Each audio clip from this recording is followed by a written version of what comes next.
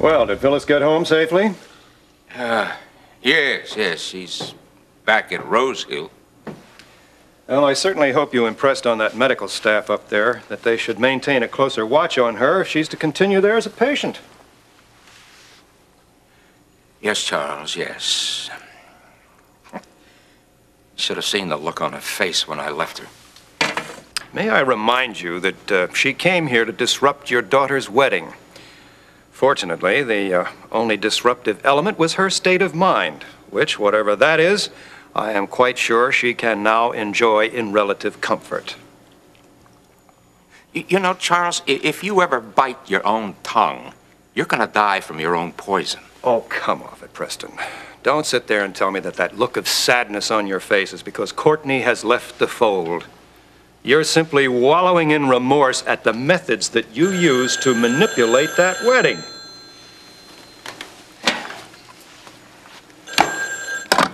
Hello? Courtney! Well, you sound as if you're in the next room. How's the new bride and groom, or shouldn't I ask? Preston, yes. He just got in from Chicago. Here, I'll let you speak to him.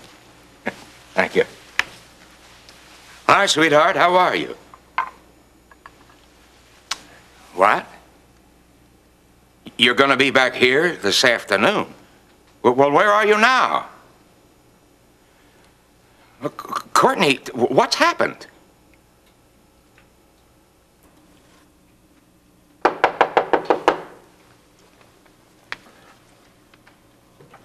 Who is it? It's me, Paula. Come on, open up, Russ. I got something important to tell you. Come on in. Hi. Hi. You'll never guess what happened to me today. Tell me, we're entering a new phase in our relationship. What? Nothing. No. Look, Paula. I was talking to Ernie, and it seems that the Cupid's been shooting his arrows, but only one of us has been hit. What are you talking about?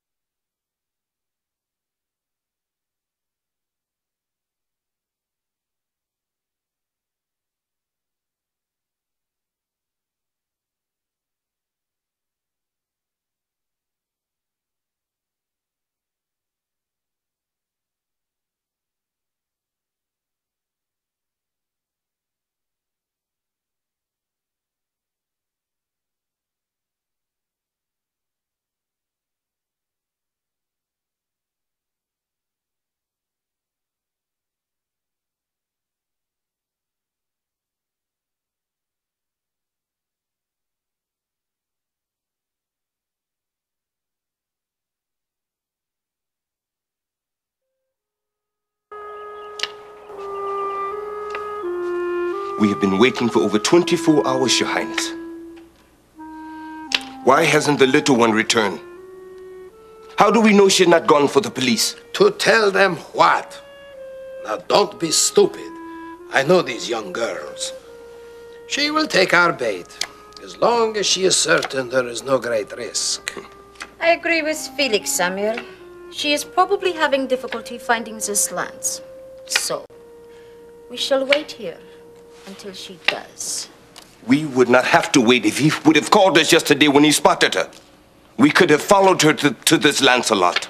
Oh, so much ambition, but so little wisdom. We will see who the wise one is when the police knock at our door. We could have avoided much trouble if we would have just kidnapped her and made her tell us what that hideout is. Samir, one of these days you are going to have to learn a little bit of finesse. You will have to learn, or you will die, my friend. Why do I have to listen to you? This is foolishness anyway. She told Brubaker in the newsroom that she did not know where this Lancelot was. Come now, all of these young girls are little liars. I'm willing to bet that's exactly what she's doing now. Fine. You bet with your own life. But do not gamble with the future of Doria or her queen. Courtney, honey, are you all right? You're not sick. Well, is Vaughn sick? Now, honey, please try and calm down. What's wrong? Well, of course I'll wait for you. But couldn't you tell me? All right. We'll talk about it just as soon as you get here. Goodbye, sweetheart. Preston, what's happened? I mean, they're coming back early? Yes. They'll be back here sometime this afternoon. Well, did she say why? Apparently, they've had some kind of an argument. Aha. I wonder what Courtney's done now. You know, Charles, it just might not be Courtney. Recently, a lot of people have been putting a great deal of pressure on that girl. Well, if you don't mind my saying so, I think it's about time she started growing up. Charles, she is very upset. She's in tears on the phone. Oh, come off it, Preston. Now, you know that's probably nothing more than the usual newlywed adjustments. Besides, so far as you and I are concerned, our investment has already started. Investment? You refer to this wedding as if it was nothing more than another business deal. Well, isn't it? Well, if you're thinking about your seat on the board of Carpenter Shipping, I wouldn't be too sure that any deal has gone down. Now, you wait just a moment. I kept my end of the bargain. Miss Courtney Carpenter is now Mrs. Vaughn Sumner. Well, apparently from the way she sounded on the phone, that may only be momentarily. There was nothing in our agreement that had anything to do about divorce. So far as I'm concerned, the moment they said I do, my seat on the Carpenter Shipping Line board was fact. The inference in a wedding is marriage. If my family isn't going to gain anything by their splitting up, why should you? You know, Preston, you really are a first-class hypocrite. And may I suggest that you exercise great care and not stir up any marital difficulties between those two, and something else, too. When they get back here, you sit that girl down and you The tell... time for that is over. I've interfered enough in my daughter's life. Now, I may have been part of the plan that got her to the altar with Vaughn, but I am not going to do anything to force her to remain with him if she doesn't want to. Let me put it this way. I don't think that we should be cultivating a romantic relationship. Romantic? What are you talking about? Well, I was under the impression that during our little visit the other day that, well, you sort of misread some of my motives. And then when I talked to Ernie, he sort of confirmed it. Oh, what does that bimbo know? Look, maybe I came on a little strong the other day. You were practically telling us that we were made for each other. Was I? Yeah. Well, I just thought I was taking on the assertive role. The what? Well, you see, my social worker explained to me that in a relationship, there's the submissive partner and the dominant partner. Well, the way you were acting, I just assumed you wanted to be the submissive partner, so I was left with no other choice. What's so funny? It's just that, well, I'm just not used to, you know, being dominated, that's all. Oh, don't worry. You'll get used to it as the relationship develops. At least that's what Tina says. Tina? Your social worker? Yeah, right. Yeah, right. Listen, the point is, Paula, I think that, you know, the relationship is going just a little bit differently than I had expected. Well, you have to learn to break out of the traditional roles and expectations. Tina told you that, too? Yeah, but I agree with her, you know. Oh, well, I'm sure you do, and I can understand that. Look at Paula. Just because I don't have a girlfriend doesn't necessarily mean that I want one, you know? I mean, I like you and everything, but... You just don't want me, right? Well, that doesn't mean that you and I still can't be friends. Look, don't give me the friend stuff. You probably don't want me around at all, do you? No, I didn't say that. That's what you meant. Oh. You just think of me as an ex-hooker. That's not true, and you know it. Yeah, you just think of me as a little girl. I'll show you, Russ Weaver. I'll show you exactly what a big girl Paula can be. Oh, hey, come on. Paula, don't run off like, come on!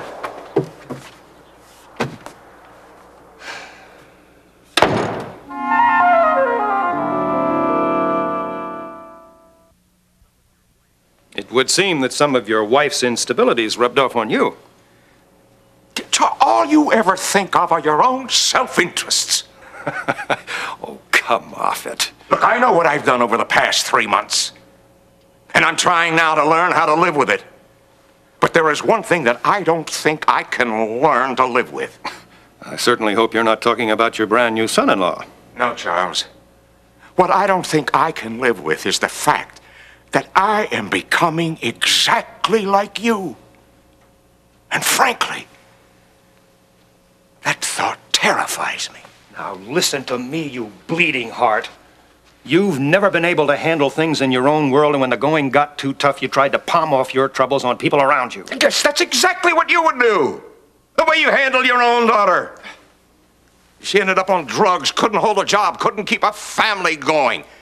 All because of the demands that you put on her. For your information, she got in trouble because, against my wishes, she married that ivory tower bookworm, and that's why she had such a rough time. You manipulated her. And you, of course, did not manipulate Courtney. Now, get to you on that one?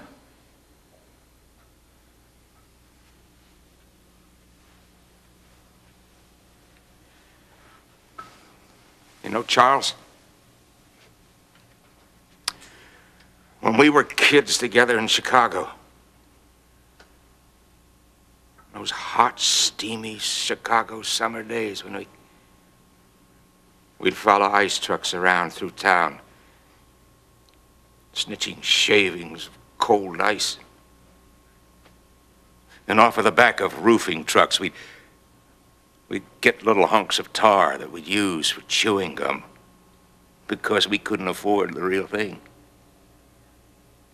Use the tar to black out our teeth. Played pirates together. Some other dumb game. What on earth are you talking about? I'm talking about the fact that a very, very, very long time ago, we used to treat each other like brothers. I wonder whatever happened to us. We grew up, that's what happened to us, in the real world, and it simply isn't going to go away, no matter how much nostalgia you enjoy. And you better face up to that fact. Oh, come on, Preston. I think we're probably overreacting in this. They're not going to separate. And if they did, look what would happen to Phyllis. Phyllis will be provided for. Oh, don't be ridiculous. Look at me. Preston, if Courtney and Vaughn divorce, you're not going to be able to hold your head up in Lake Forest. And what's more important, you will not be able to continue with the kind of treatment for Phyllis. All right, don't face reality. But let me warn you, dear brother.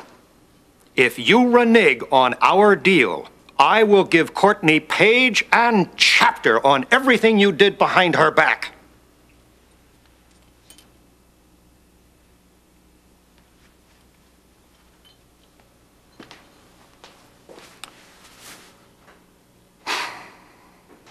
So you're a princess, huh? I never met real live royalty before. Well, you're as beautiful as the stories say princesses are supposed to be. Thank you for the compliment. But now, down to business. Tell me how much money you want from us. You're not only beautiful, you're smart, too. This offer sounds okay. Oh, that was $3,000 up front. Yeah, for traveling expenses. And then, as soon as you got your hands on the Bible, another $3,000, right? Yes, that is correct. But of course, you realize the best thing is that Lance will not touch you as long as he realizes you are his only link to the princess. That's why I'm here.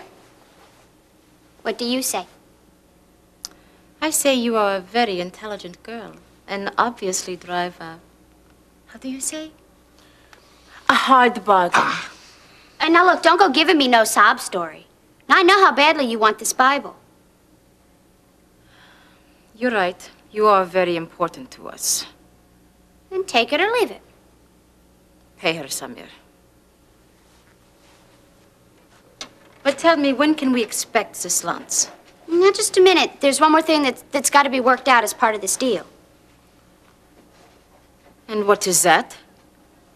I don't want Adolf and his buddy here following me. You understand? I can assure you that they won't. Good, because I'm going to make sure no one's going to be able to follow me. There, are you satisfied now? Am I not a good judge of character? Hey, look, I'm no fink. Paula does what Paula says she's gonna do. You just gotta learn to trust me. And we do, Paula. So take your money and leave. Just remember, little one, no funny business. Bring us Hugo Lancelot and the Bible. Just give me my money.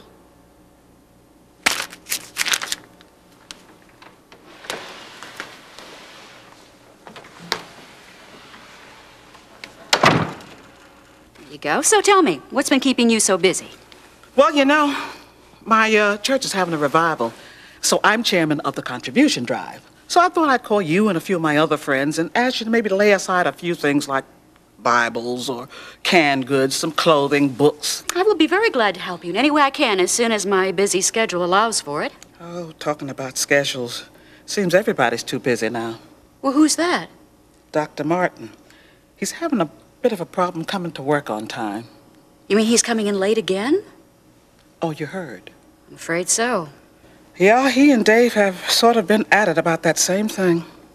What is Ben's latest excuse? Well, he says that since he's a doctor, he's able to come into the office anytime he wants. I tell you, he's going through something in his life right now. I don't think he knows just quite what to do about it just yet. Yes. Well, you should know your way from there. Is that Vaughn? Hold on a minute. Yes, he's asking directions. Let me have the phone. Hello, Vaughn. What on earth happened? Well, I know, but you don't cancel a honeymoon because of a disagreement. Well, did you attempt to reason with her? All right, get here as quickly as you can. But I still think that you can... Hello? Ah, he hung up. Well, what's the problem? Why are they coming home so soon? Well, it seems that Courtney got upset about something, and of course, Vaughn isn't man enough to take care of it himself. I tell you, if that girl were involved with... I wouldn't put all the blame on Courtney. When it comes to young love, you usually find both parties are at fault. Young love has nothing to do with this. Oh, I'm not so sure. Weddings can be wonderful. But honeymoons, that's a different story. I remember on my honeymoon... Spare me that, will you please, Mrs. Lucas? Of course. Oh, does your brother know that they're coming home? Yes, she called, Courtney called Preston earlier today. And what was his reaction? Typical. He doesn't have enough backbone to handle his own family problems. Oh, I wouldn't call your brother spineless. It's probably the pressure of Phyllis Hill and Courtney newly married. Well, I certainly hope that Courtney stays newly married. Well, is there any reason she shouldn't? I don't really know. I just hope for her sake, and most especially for Preston, that she is not even thinking about divorce. Divorce?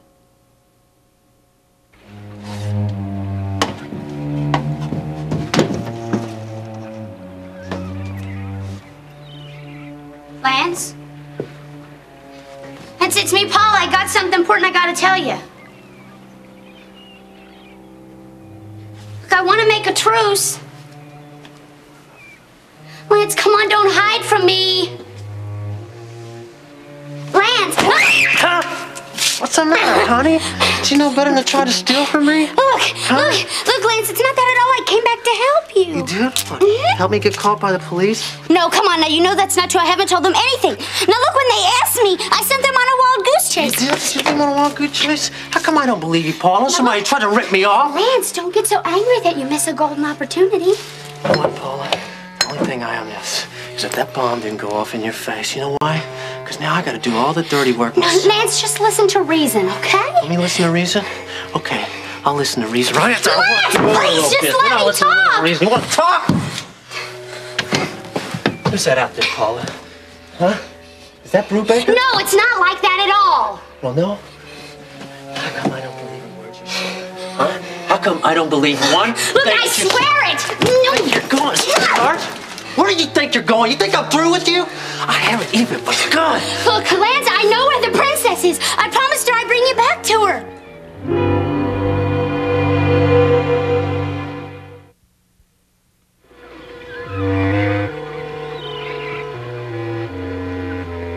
You're a liar. You don't know where the princess is. Oh, come on, Let's. I told you, I just talked to the princess. You just talked to her? Where is she? Tell me. Now, where is she? Come on, where is she? Well, you're crazy. I'm crazy. Yes, I'm crazy. No! I'm real crazy. Am I crazy? Let me tell you something. I'm so crazy that I'll kill you in a split second. You understand? Man, you kill me and you're gonna lose your only chance to sell that Bible back. Now, do you think I'd come down here without guaranteeing my safety? And I am your only link to the princess. Now, I came down here to help you. I just talked to her. I know you're not setting up some kind of police trap. Oh, come on, I lied to them before when they asked where you were. You think if I'm gonna turn you in, they wouldn't have surrounded this place by now? Shut up, shut up. Oh, now, come on, just wait. Just wait. Look, they paid me $3,000 to get you there. Now, where else would I get that kind of money, huh? Man, you take that, and you're gonna lose your chance to get to them. All right, Smarty. Take it. You got a lead for me, honey? Okay. We'll go see the princess. We'll do that. We'll do it at sundown. No, right? no, look. She said she didn't want to see just you. She wanted to see you and the Bible. Don't tell me how to do things. You understand? Don't tell me how to run my business. We'll see her when I want to see her. Now, I'll make a deal with her. Then she gets her Bible. You got it?